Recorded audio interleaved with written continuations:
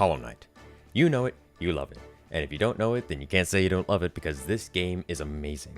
A Metroidvania created by Team Cherry where you explore the ins and outs of Hollow Nest, converge in conversation with all the townsfolk, and sacrifice yourself to an ancient deity to save your home from supernatural infection plaguing all the mines in Hollow Nest. Now, you may be wondering how we went from grabbing collectibles around the map to fighting a literal god. Well, that's where I come in. I played the game with no prior knowledge, and I'm going to tell you what I know and what I learned throughout the game. My name is Primbonimbus, but you can call me Jazz, and this is Off the Top of My Head. Episode 1, Hollow Knight.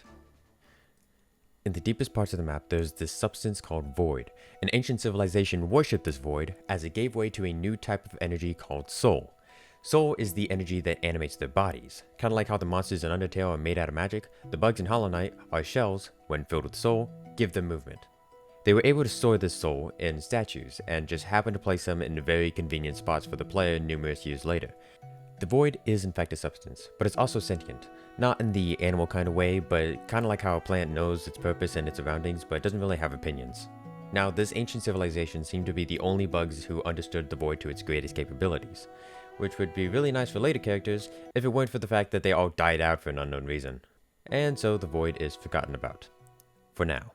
Now, before I get into this next part, I have to give some context. In the world of Hollow Knight, there are these higher beings. There are 5 in total, 6 if you count the Grim Troop as one, but I'll explain later why I'm hesitant to put them in this category. These higher beings are considered gods by the common bug. The thing that makes these gods, well, gods, is that they have their own influence of dreams. There's this extra dimensional plane called the Dream Realm. Each one of these gods have enough influence over the Dream Realm to essentially make their own dream essence. Dream essence being the remnants of wishes and dreams. One of these gods is the Radiance. The Radiance is a higher being of light, resembling a moth. She has followers called the Moth Tribe. I know, real creative. These followers were as loyal as can be. They prayed, made statues, never ate cheeseburgers, and even talked directly to the Radiance. She gave the Moth Tribe the ability to use essence, letting them craft the Dream Nail. The Dream Nail was a tool that could cut into the Dream Realm. Also, did you know that dream catchers are a flower? No? Well, me neither. Anyways, the Moth Tribe had a prophecy of a wielder who would hunt the memories and essence of the bugs around the map. Whoa! The Radiance gave these abilities to the Moth Tribe, and all she wanted in return was their faithfulness. Un. Un is another higher being resembling a slug. It's said that she dreamed of leaf and moss, and from there, the Mosskin were born, and the barren caverns nourished and painted the path green. I bet you can guess what this place is called. There was once a time where Un openly communicated with her children. However, over the years, her power had weakened, and her visits became less frequent. Dialogue from lore tablets and Mosskin shared that they will wait for the call from Un to return. As for what they're returning to, I have no idea. Unlike the Mosskin or the Moth Tribe, the Mantis Tribe doesn't worship a higher being, and they're pretty self-sufficient. A quote given from one of the NPCs: "They retain their intellect and their honor, though also their lethal traditions." Basically, they are very territorial, so much so that if anyone tries to trespass on their home, they will be actively trying to kill you. However, they are honorable. The 4 Mantis Lords rule over their land, and if anyone manages to defeat them, they are treated with respect throughout their people. Now, here's one of the more interesting groups. The Spider Tribe lived in one of, if not the biggest area, yet the place was so barren and covered in silk. Now, this place wasn't worshipping a higher being, nor did they rank each other by killing everything in sight, like some bugs. They have a queen. Oh, she died. Hey, we have a new one. We'll see her later on. Now, the Spider Tribe was split into 2 varieties. The common spider, like this one, and the Weaver Tribe. What even is that? The Weaver Tribe spun spools with history and stories. These Weavers were said to be very intelligent, and part of that probably had to do with the fact that they're not from Hollow Nest. Alright. Whoa, what is that? What is that? I want to shake your hand. In this map, everything is fine and dandy. Moths worshipping the oversized lamp, the Mosskin comforting the homeless snail, the Mantis Tribe doing kung fu or whatever, and the spiders keeping 5% of people from progressing the game, especially not helping the fact that Team Cherry resides in Australia. Anyways, the common bug don't really do anything aside from pure instinct. Now, this wouldn't be a problem for anyone if it weren't a problem for this Story time. There once was a worm who burrowed through the ground. Through years of searching, he settled and found a place where he could call his kingdom. Though with his powers, that decision would be really, really stupid. This worm is a higher being who could see into the future. and looked upon the map and saw a place where he would call his kingdom. So he buried his body on the east side of the map, which would be called Kingdom's Edge, and pulled a Jesus move by turning himself smaller and limiting his powers, now calling himself the Pale King. He made a promise to all the bugs that he would give them sapience, sapience being the ability of judgment, intelligence, and or self-awareness. Now the bugs were like, and the Pale King was like,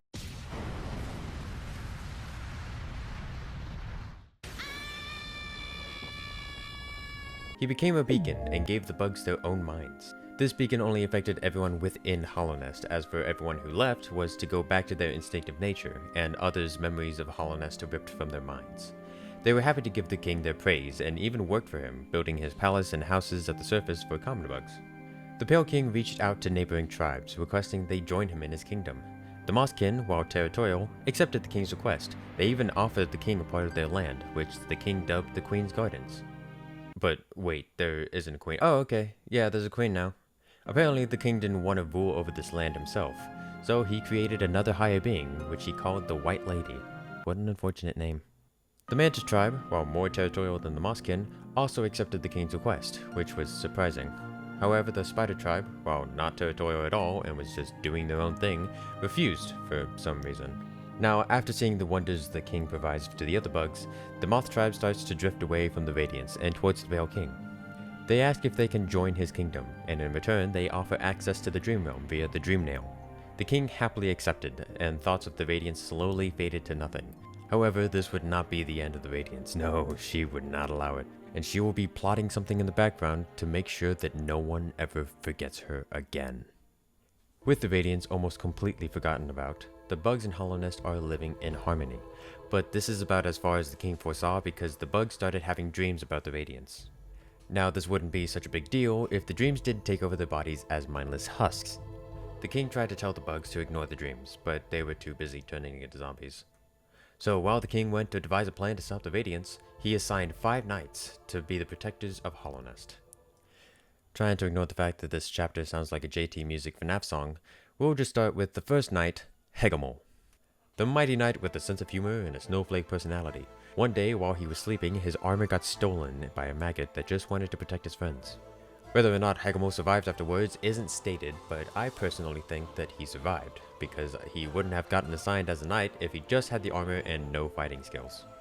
Yzma, the sympathetic knight that everyone adored. And I mean, who wouldn't? Look how cute she is. Oh yeah! Zemur. Now, Zemur is not from Hollownest.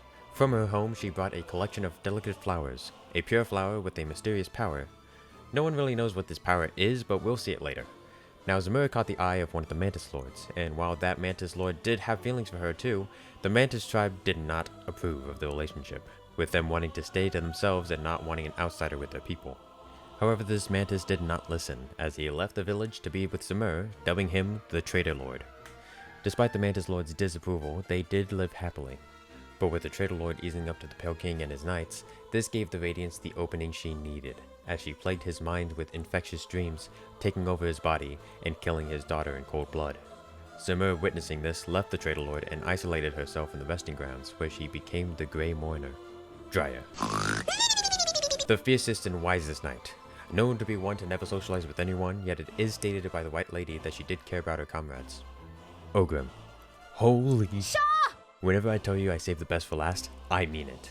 Ogrim, also known as the White Defender, was the most loyal to the king and had a very strong connection with Yzma. Yzma trusted Ogrim to protect her grove parallel from the waterways, as she went in and died. Ogrim, unaware of her death, continues protecting her grove. In his isolation, his shell becomes stained with the waste fallen down in the waterways, making him the Dung Defender. He also made dung statues of his comrades as he is unaware of their fate and misses them dearly. The king, while contemplating on what he should do, rediscovered the Abyss and found out that Void can be used to counter the Radiance. So he got to experimenting, making Void constructs, molds to forge Void out of. He successfully made Void Knights called King's Molds, and a being made out of Void called the Collector. Now, the Collector is a bit interesting, as its purpose of why it's collecting things is unknown, but I think it was made to collect the infected bugs around Hollownest so they could be cured or experimented on. However, the Collector went from occupation to obsession real quick, and started putting everything in jars: mosquitoes, grubs, anime figures, and even some of the king's workers. But the king didn't stop there, as he found out that a being born in void would be the perfect vessel for containing the radiance. So the king and the queen got busy, making thousands of children and dunking them in the void to really soak them up in that darkness. A couple thousand kids later, and he chooses one to be the pure vessel. No mind to think, no will to break, no voice to cry out suffering, born of God and void. The king shows the pure vessel to the bugs of Hollow Nest, and they all cheer for their new savior, crowning him as the Hollow Knight. Once the king had chosen his vessel, he locked up the abyss so none of them could escape. Which he kind of just failed at, because we see vessels who escaped all over the map, and there was even one who left Hollow Nest completely. Once the Hollow Knight was all grown up, the king encapsulated him in the Black Egg to contain the radiance for eternity. Unfortunately, as the Hollow Knight grew up, he grew a connection with the king, queen, the knights, and all the bugs of Hollow Nest to the point where he became flawed. He had a mind, had a will, had a voice to cry out suffering. As an extra layer of protection, the king wanted dreamers to strengthen the seal of the Black Egg. Lurian the Watcher.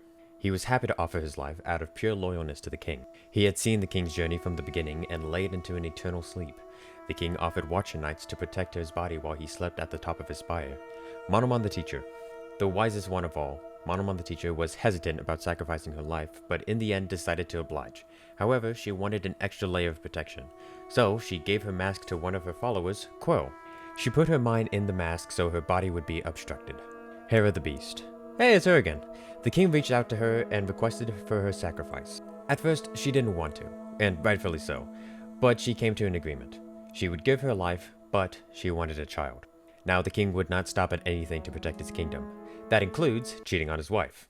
But then again, he did create her, so... The king accepted her terms, and they got busy.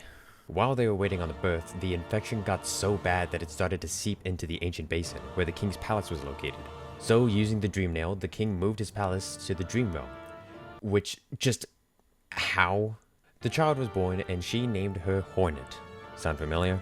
Now that the dreamers were placed in the seals of the Black Egg, everything went back to normal. For about a year, and then the Hollow Knight started to miss Papa. So, the radiance started to seep out of the Hollow Knight, cracking his mask and letting the infection out through the cracks of the seal. The Hollow Knight cried out to all he could, but nobody came. For now, almost all of the common bugs had been infected, and others never dared to go down to the crossroads. The king had passed away, the queen, filled with guilt, bound herself to the roots of the queen's gardens, keeping herself from ever reproducing again.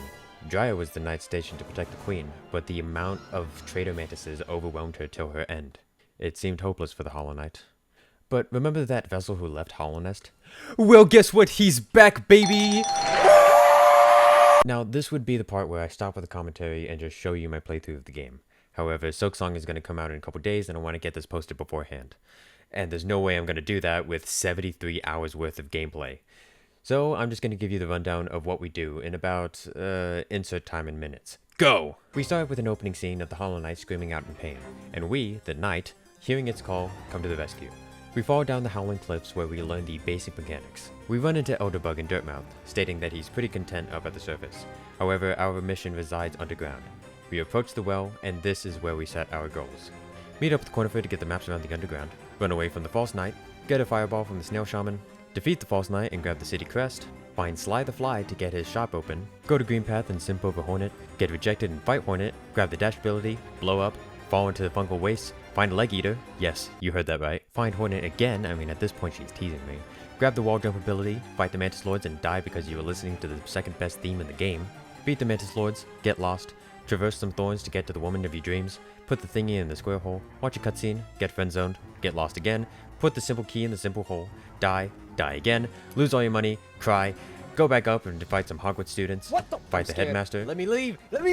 No! get tricked, trick him, grab the ground pound ability, simp over the Nailsmith's voice, here's some bullfighting that's happening in the next room, fight the sentient bouncy ball, fall into the ancient basin, accidentally dump all your money into the well, drop all Geo in the fountain, become smelly, spend hours looking for how to progress the game, go back up to the Forgotten Crossroads because you forgot a mandatory power-up, grab the super dash, go back down to the ancient basin, fight the broken vessel, grab the double jump, go all the way up to the resting grounds, get sent to the dream realm, grab the dream nail, become the wielder that the Moth tribe had prophesized about, go to Deep Nest, spiders, get lost, more spiders, get stuck on a bench and fade to black, beat up a dreamer, bolt out of there and never come back, Go to Yzma's Grove with an onion, grab a tear, and head to Fog Canyon. Meet up with Quirrell to fight the oversized stress toy.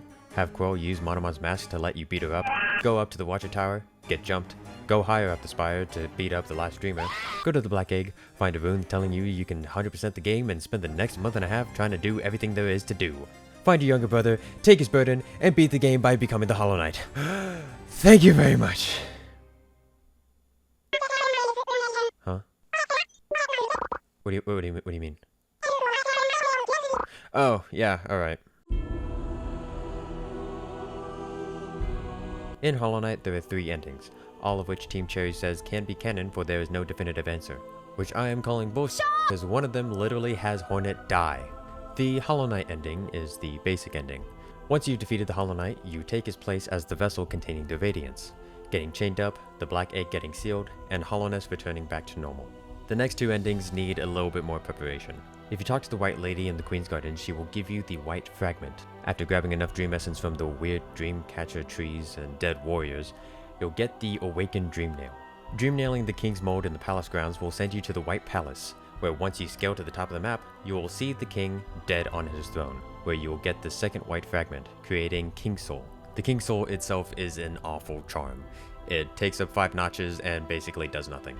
Going back to where the Pale King buried his worm shell in Kingdom's Edge, get rejected and fight Hornet for the 3rd time, you can grab the King's Brand. Unlocking this door in the ancient basin leading to the Abyss, find a Metroid reference, you can turn the King Soul into Voidheart. Now when you go up to the Black Egg Temple, Hornet is there to help you fight. Around his 2nd phase, Hornet will nail him right in between his eyes. However, she's rejected you one too many times, so... After defeating the Hollow Knight with Hornet in the egg, you get chained up to be the next vessel. However, the seal is now protected with a new dreamer, Hornet. Her mask shows up on the seal and both of you trapped forever. If you decide to be the better man and dream nail the Hollow Knight, you get sent to the Dream Realm where you get to fight the sun. Challenge. Alright, time to fight the sun. Oh no. Just kidding, it's the Radiance. This is the true final boss, shooting nails at you, laser beams, spikes, and whatever these things are. She takes you up to the air once she gets to 1 health, and your siblings join the fight. As you land the final hit, tendrils from the void latch onto the Radiance as the Hollow Knight ripped open her face, allowing your void to break out of its shell and whip the Radiance till she can't hold on anymore, getting consumed by the void and trapping her in an eternal prison. Meanwhile, Hornet is taking a nap. She wakes up to see the Black Egg completely gone, and as the void fades away, she sees your mask broken in half, as you join your siblings in the Abyss.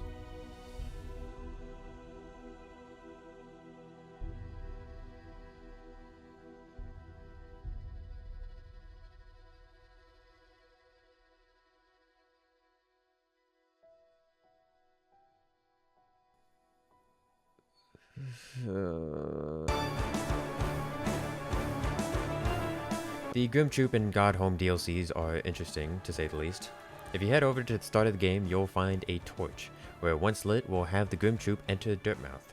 When you meet Grim, he'll tell you that in order for their ritual to take place, he'll need you to babysit his kid and feed him fire for some reason. After he's all grown up, we head back into the tent and bear witness to the ritual. Oh, hi. Hi. Hello. Of course it's a fight. Why not? Okay, breaking character for a second. You know how earlier I said that the Mantis Lords have the 2nd best theme in the game? Nightmare King's theme is it.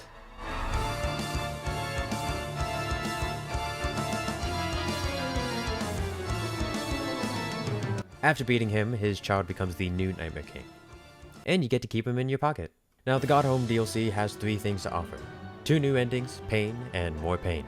If you go to the waterways, you'll find the secret breakable wall. Heading up will take you to the junk pit where you find this coffin chained up by a simple lock. And it just so happens that you have a simple key, so you stick it in a simple hole. This is the Godseeker. Her people came from a godless land called the Land of Storms. They came to Hollownest in search of the God of Gods, which they thought was the Radiance. So when the king saw them praise another god in his kingdom, he locked her up in the sarcophagus. Dream nailing the corpse will take you to the place where you'll spend the rest of the game, God Home. There are 3 pantheons containing every boss in the game. Once you beat the 3 pantheons, the first pain will unlock, the 4th pantheon. It has all the upgraded bosses and the pure vessel. which is just the Hollow Knight on steroids. Beating that will take you to the second pane, the last Pantheon, where you will have to beat all 4 Pantheons in a row without dying and have enough HP to beat the last boss, Absolute Radiance. Now, now tell me if this sounds familiar, but Absolute Radiance is like the Radiance, but on steroids. But finally, after all of that, once you beat Absolute Radiance, your mask breaks and you become one with the Void, becoming the God of Gods, the Shade Lord. You slash at the Radiance, no longer planning to imprison it. No, you are out for blood. You destroy the Radiance and fly down to Godhome, wrapping the Void tendrils around the Godseeker as she embraces her new god. On the outside, Void is oozing out of her eyes as she is completely consumed by Void. Meanwhile, Hornet is still waiting for you at the Black Egg, but with the Radiance gone for good now, the infection withers away and the Hollow Knight is free from his prison, awaiting whatever lies outside. Welcome to the end of the video. There was a couple things that I forgot to mention, one of which is why I excluded the Grim Troop as a higher being. And my reasoning is that the Grim Troop uses Nightmare Essence instead of Dream Essence. And the Nightmare Essence doesn't take the form of Dreamcatchers, it takes the form of flames, which is the exact same thing that you feed the Grim Child to make him grow up all big and strong. Another thing is I mentioned that there were 2 endings to the Godhome DLC. However, I only explained one, but I did that on purpose. I didn't come across the second one naturally. I was watching a video of all the endings because I wanted to watch them without having to go through the credits 4 times. And apparently there was a secret 5th ending, where you give the delicate flower to the Godseeker, and once you defeat Absolute Radiance, the void that oozes out of her eyes falls onto the delicate flower, and the strange power that I mentioned earlier activates and completely destroys the void coming out of the Godseeker, which is just leaving me with more questions than answers, but we'll probably figure it out in Silksong. But yeah, that was Hollow Knight. Thank you for watching. Good morning, good night, and goodbye. Or whatever Jim Carrey says.